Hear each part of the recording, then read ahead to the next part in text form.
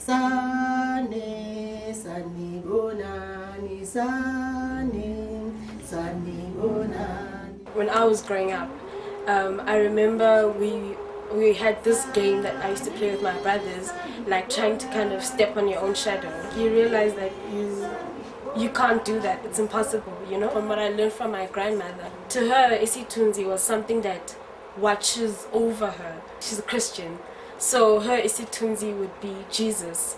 My great-grandmother, her Isithunzi was her ancestors.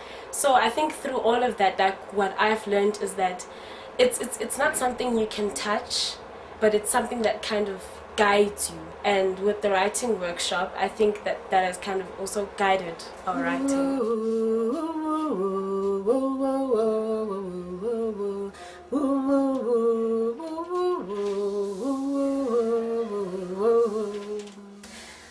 Once a long time ago, there was a village. In this village, there were many people.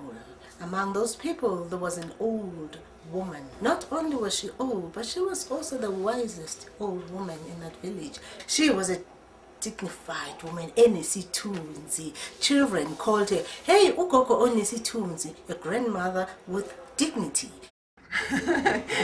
For me to say what Isithunzi means to you is a bit much, but the idea was brushing off each other, tainting, casting shadows. This is such an exciting opportunity for all of us, I think, in terms of cross-collaboration, in terms of bringing creative energy together.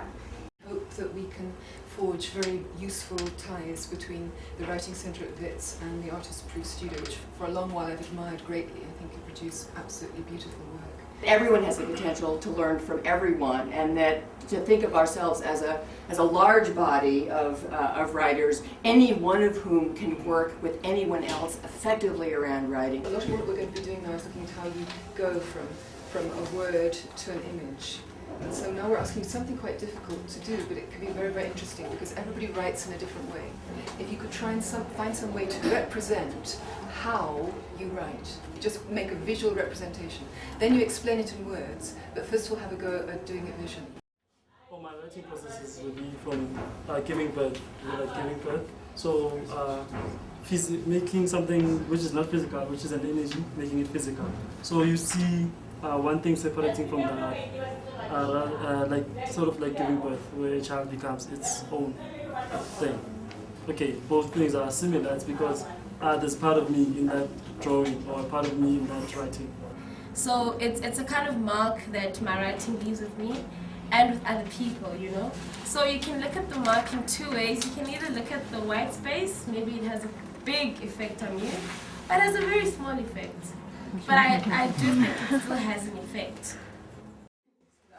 It's hard, but if you've got somebody who's listening, that sort of pulls an idea out of you. So we're going to write about your path to your artistic vision. How did you come to where you are now? What are the sort of things involved? Though I would have loved to earn my name, it was given to me.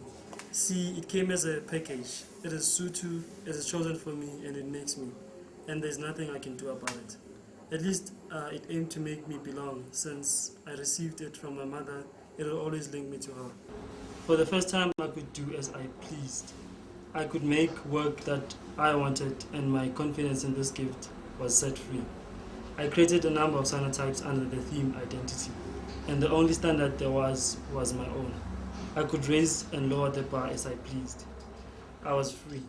People, when they read, it sort of like give them a courage and the faith to like open up, to talk about stuff and things like that, and hoping to impact for the society and people to do the same, to open up to the world. It's like a start of unlocking things, talking to people. Clearly during the course of the day, many of those oral dialogues with the written got incorporated into the written.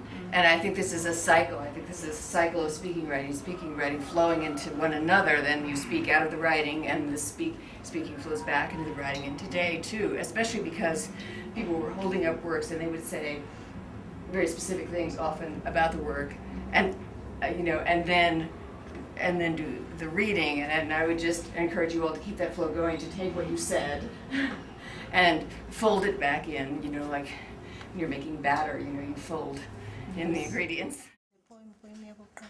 Yeah, this is The first poem and the first print. First print. Yeah, last year. Okay, it says, I am there. You can close your eyes, but I am there. You can look, you can turn your back on me, but I am there. You can switch off those lights, but I am there.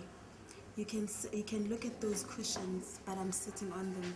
You can ride on the seat of our ancestors, but I'm there. I'm here, there, everywhere. I am there. Oh, you're there. Oh yeah, Okay. Oh, iko imikona lapho. Yeah. Here's, We break it down. it's Eh? basically same poem, Yeah. but different writing. Yeah. Yeah. At the beginning of the year, 2006, I started questioning some of the rules of my church and found that I was uncomfortable with these rules. And it was in this uncertainty. It was this uncertainty that I wanted to explore.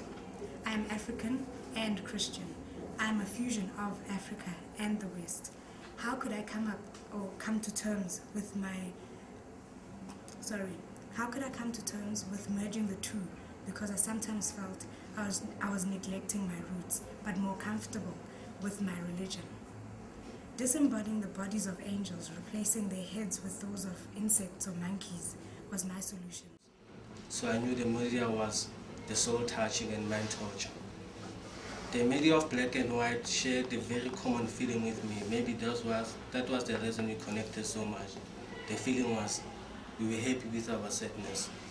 My first work was inspired by my background, religion and society.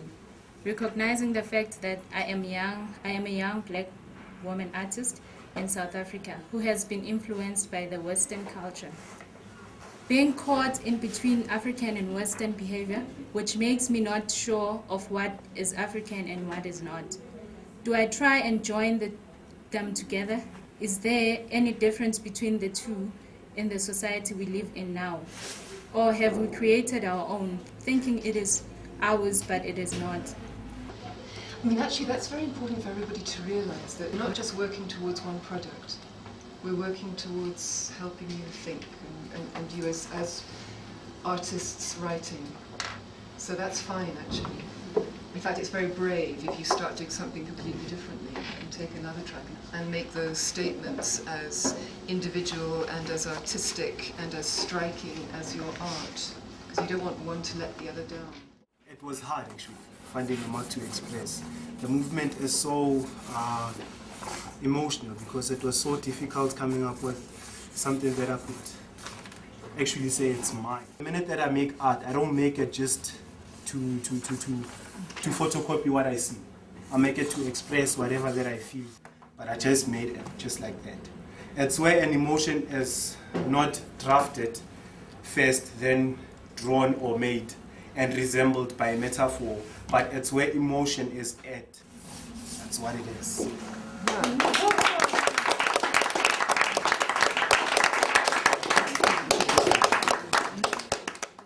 After being in my first silkscreen class, I made my first artwork, incorporating thread to create texture and space. I silkscreened thorns using an opaque white paint on a cream sheet of paper. And so now we've had this week of the writing workshop, but it's also been a week of thinking about what kind of writing workshop will serve artist-proof printmakers the best. So it's very important for us to find out what really worked. I do think as an artist you should have a bit of writing skills. Previously I did write, but I couldn't write about my work in particular, you know, because for me it was just a picture that I made, and you can just figure out what it means yourself, you know, to you. But now I've kind of discovered the importance of accompanying writing with your work, because then people get to kind of understand where you're coming from. It actually helps me to digest or actually break up my idea much better than I used to. It becomes easier for me to actually know exactly what I want to put on paper next time or after actually I've written about it. You've got some very, very good ideas. Don't water them down by saying something too simple. Make it, show us it, so that we experience it. That I could see that made a lot of people's statements stronger. I came running.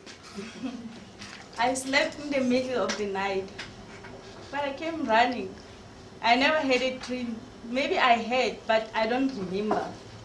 For real, I came running.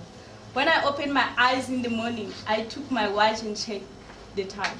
I saw time upside down. Real time was 9 o'clock. I saw time is 6 o'clock. Remember, I came running. I put back my head on the pillow and covered it. I slept again. That was the second mistake. But still, I came running. The incoming call didn't make me to smile. It was 9:30, but it made me to wake up. I asked the caller time, and I went mad when I think of questions I'm going to face. I don't remember if I bathed or brushed my teeth, but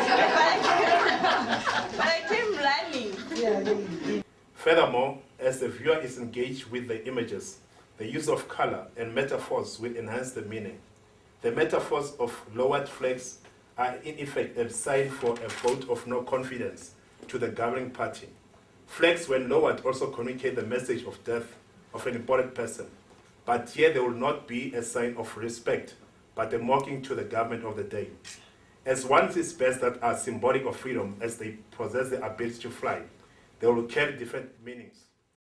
Different types of materials are collected and gathered, and the journey begins. The tears, the traces, the marks that are left behind during the process fascinate me while I create my artistic work. The relationship between the tools, the hands, and the materials overwhelms me. When pressure is exerted on a big round-tipped needle to penetrate a thick quality piece of paper, cracks or tears are created according to the direction of protrusion. This connects me to nature when a seedling makes its first appearance through a bed of soil. The emotions of a seedling are a mystery, if it has some, now that it has the pass of life. I learned to incorporate my artistic vision with culture and tradition, and the avoidable of social and cultural change, providing an evidence of a vibrant transformation. Learning to overcome fears and opening up my artistic vision and accepting and freeing it. The consciousness of a different movement, encouraging people to embrace the values and the pride of the cultural heritage, influenced me to do works of art in that fashion. My inspiration being the diversity of our different cultures in my country. My aim is to instill a love for culture and praising Western concepts as they are inspirable. Thank you. Thank you for time and energy and given so much of yourself. Really worked so hard to dig so deep and to try so hard and to expose so much of your life and your world. And I think it's a privilege. I think it's a privilege to have that kind of voice together with your visual voice. And I'd like to thank Judy and Pam and their amazing teams for coming together to help give birth to people's voice, other voice, and it's been amazing. And everyone looked around to see what was happening. They came and they saw that it was Ugogo Isithunzi. She was maybe giving birth. And suddenly she burped again. Many words come out of her mouth. And she sneezed. Tea! And some smells and some words came out of her ears, out of her eyes, out of her body, and all those things, they gathered together on the ground, and people came to look what was happening, and they saw words, they saw smells, they saw images, they saw a lot of things. And the wise woman said, all of you here, You are the children of this community. You are the parents of this community. You use those words. You use those images. You use those voices. You use those smells to unite the people of this village, the people of this community. As she said that, she lay and she was gone. And those people went away. They went on with their lives and they started using those images. And they realized themselves out of those images and words and voices.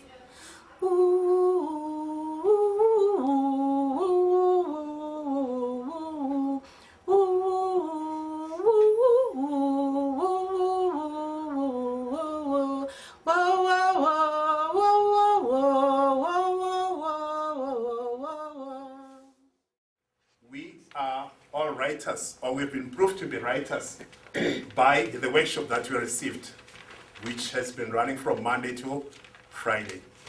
And then today it is the end of the workshop. So we need to make use of the talent that has been untapped in us, was lying latent in us. And then we must make use of that time. Do not put off something that can be done today for tomorrow. So we want to say to Julie and the team and to everybody that contributed that this could never have taken place without your being there. We haven't got words enough.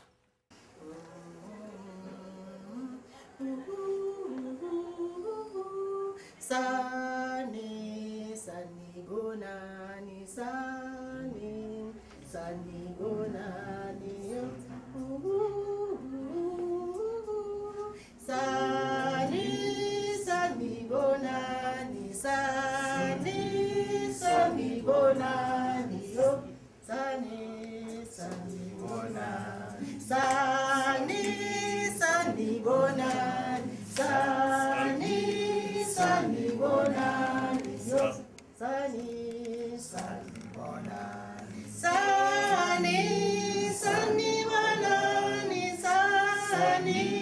sani bonani,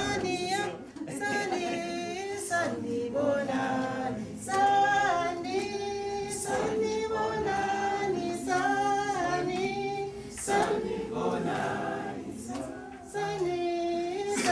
bonani.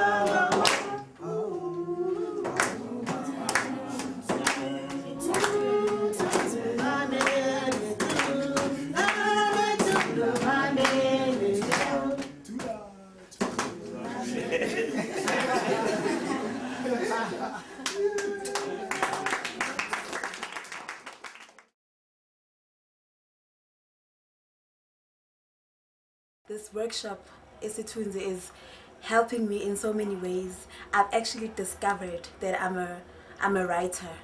Not only an artist, but I'm also a writer.